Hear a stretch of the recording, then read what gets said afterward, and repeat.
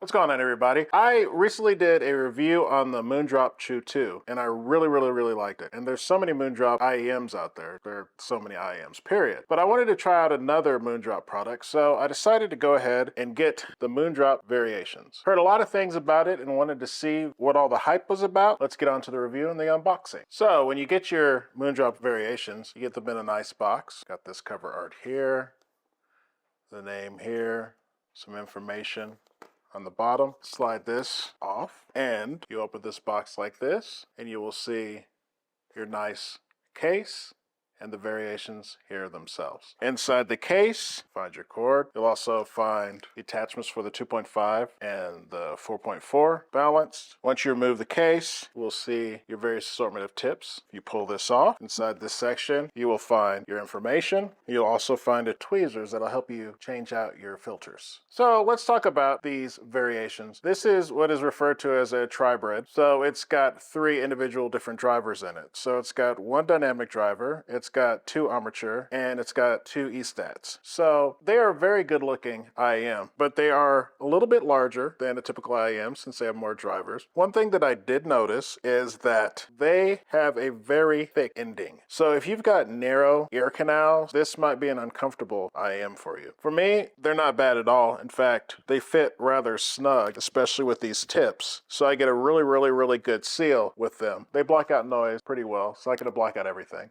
You get this cable, which I should have unraveled better with them. And it's not a bad cable. I feel it's a little thin, but it seems sturdy. I haven't had any memory issues with it. When it comes to pulling this out, it's been very sturdy. I haven't had any issues with it, and getting it back in is very easy. So it's a very understated IEM, which is kind of funny because that's not how it does with sound. So let's check out the sound part. So let's talk about sound. The Moondrop Variations. If you are a vocal lover, if you're someone that likes instruments, if you want a wide sound stage, if you want separation, if you want air, if you want a little bit sparkle to your treble and a little bit mid-bass punch, but not too much, but everything that just flows into a wonderful tuning, this is definitely your IEM. I love listening, everybody knows I love listening to Polyphia, but let's change it a little bit and go to like Dominique Fillon and Birds, and you listen to a song like that and it's just her voice, and then you hear the bass come in, the bass kicks, but just the way the presentation is, you get so much detail. Her voice sounds amazing. There's weight behind it. If you go to someone like Yeba and a song like Evergreen, like you feel like you're there, the space, the soundstage. These are really, for $529, this is a really